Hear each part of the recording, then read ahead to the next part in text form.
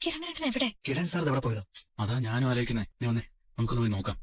Sir എവിടെ പോയി? ഇവിടുന്നില്ല, വാ. കാണുന്നില്ലല്ലോ. സാർ എവിടെ പോയി കിടക്കുവാ? അത് ഞാനും ആലോചിക്കുന്നേ.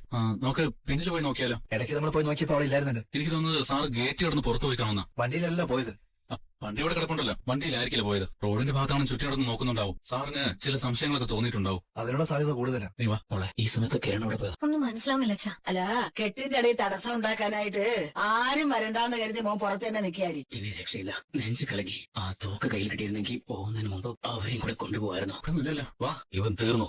ഇവൻ എപ്പോഴാ സാർ ഇവിടെ വന്നത്? വന്നത് എപ്പോഴാണെന്ന് അറിയില്ല. ഇവൻ തോക്കെടുത്ത് വരനെ മധുവിനെ വെടിവെക്കാൻ പോകുമ്പോഴാണ് ഞാൻ ഇവനെ കണ്ടത്. എന്തായാലും ഇവൻ ഉദ്ദേശിച്ച കാര്യം നടന്നില്ല. ശരിക്കും ചത്തോ സാറേ ഇവൻ? ഇവന്റെ കാര്യം അതൊന്നും പറയാൻ പറ്റില്ല. ഇവന്റെ നെഞ്ചു നോക്കി അടിച്ചത്. തീർന്നു. സാറിനോട് കല്യാണം തിരക്കുക. എത്രയും പെട്ടെന്ന് എനിക്ക് അങ്ങോട്ട് പോകണം. അതിനു മുമ്പ് ഇവന് ഈ ചെവി അറിയാതെ മറവ് ചെയ്യണം. അവിടെ അകത്തൊരു പാഴപ്പുണ്ട്, അതിനകത്ത് ഇവനെ കെട്ടിവെച്ചാലോ? അത് കൊള്ളാം. ഈ പൊരുത്തുമ്പോ സാറേ കാറിന്റെ ഡിക്കിയിലാണ് ഇത് വെക്കേണ്ടത്. പക്ഷെ കാറ് മുന്നിൽ കിടക്കുന്നത്. മുന്നില് CCTV ഉണ്ട്.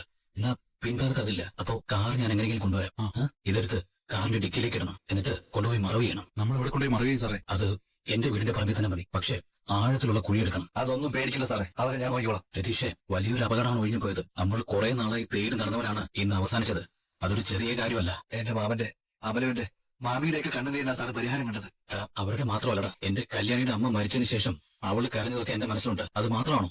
അവസാനം അവൻ ദിലീപിന്റെ അച്ഛനും കൊണ്ടുപോയില്ലേ? അതിനെല്ലാം ഇവനോട് പകരം വീട്ടി. വേദന അറിയിച്ചു തന്നെയാ ഞാൻ ഇവനെ കൊന്നത്. ഒരാളെ മെതിച്ചെന്നൊക്കെ കേട്ടിട്ടില്ലേ? അതുപോലെയാ ഞാൻ ഇവന്റെ ശരീരമെല്ലാം ചവിട്ടി കൂട്ടി മെതിച്ചത്. ഇടയ്ക്ക് അവൻ എന്റെ കണ്ണിലേക്ക് മണ്ണ് വരിയിട്ടു. അതിനുശേഷമാ ഇവൻ എന്റെ കയ്യിൽ നിന്ന് എസ്കേപ്പ് ആയത്. അതിനുശേഷം ആ പാറക്കല്ലിൽ തലയടിച്ച് വീണെന്നാ തോന്നുന്നത്. ശരി സാറേ, അതിൽ തലയടിച്ചാണ്. പിന്നെ മുക്കാൽ ജീവനും പോയതല്ലേ. വീണ് വീഴ്ച തന്നെ തീർന്നു കാണും. ചത്താലും എഴുന്നേറ്റ് വരുന്നവനാ. ഒന്നുകൂടെ നോക്കട്ടെ സാറേ, ഇനി ജീവൻ എന്തെങ്കിലും ഉണ്ടെങ്കിൽ അതും തീരട്ടെ. അവൻ തീർന്നടാ. മതി, ഇനി കൈയും കാര്യം കഴിയിട്ട് അങ്ങോട്ട് പോവാം. Wish happy married life. Thank you. കിരണേട്ടൻ ഇത് എവിടെ? ഫോട്ടോ ഇവിടെ നോക്കിയേ. ചോദിച്ചു കേട്ടില്ലേ, എവിടെ പോയതായിരുന്നു? അത് പിന്നെ ഒന്ന് രണ്ട് പേര് ബൈക്കിൽ വന്ന് ഇങ്ങോട്ട് നോക്കിയിട്ട് പോകുന്നുണ്ടായിരുന്നു. ഗംഗാപ്രസാദ് കാര്യങ്ങൾ അറിഞ്ഞു എന്നൊരു സംശയമുണ്ട്. അതുകൊണ്ട് താലികെട്ട് കഴിയട്ടെ എന്ന് കരുതി. ഇപ്പൊ അത് കഴിഞ്ഞല്ലോ. പിന്നെ അത് ഞാൻ പങ്കെടുക്കുന്നതല്ലോ പ്രധാനം. കല്യാണം നടക്കുന്നില്ലല്ലേ കാര്യം. എല്ലാരും ഇവിടേക്ക് നോക്കി. ഓക്കെ. ഇനി അടുത്ത ആൾക്കാർ വരട്ടെ. ഫോട്ടോ എടുക്കാം. ഇപ്പുറത്തേക്ക്. ഓക്കെ. എന്റെ ഹരി സാറേ, കല്യാണം മംഗളമായിട്ട് നടന്നു. പക്ഷെ ഇപ്പോഴും മനസ്സിനകത്തൊരു ടെൻഷൻ എന്താണെന്ന് അറിയാം. അവനിത് അറിഞ്ഞു കാണില്ലല്ലോ അല്ലേ? ഇനിയാണ് ശരിക്കും സൂക്ഷിക്കേണ്ടത്. പക്ഷേ പോലീസും കിരൺ സാറും ഒക്കെ അതീവ ജാഗ്രതയോടെ നടക്കുക. അതുകൊണ്ട് പെട്ടെന്ന് അവൻ ഇങ്ങോട്ടൊന്നും കടന്നു വരാൻ പറ്റും. അതില് പോലീസിനെ അറിയിച്ചിട്ടില്ലല്ലോ. ഇത് പരസ്യമാണെന്ന് കരുതിയിട്ട്. അവനെ ആരെങ്കിലും തല്ലിക്കൊല്ലും ചേട്ടാ. പകൽ സമയം എന്തായാലും അവന് പുറത്തിറങ്ങാൻ പറ്റത്തില്ല. അങ്ങനെ അവൻ മരിച്ചാൽ മതിയായിരുന്നു.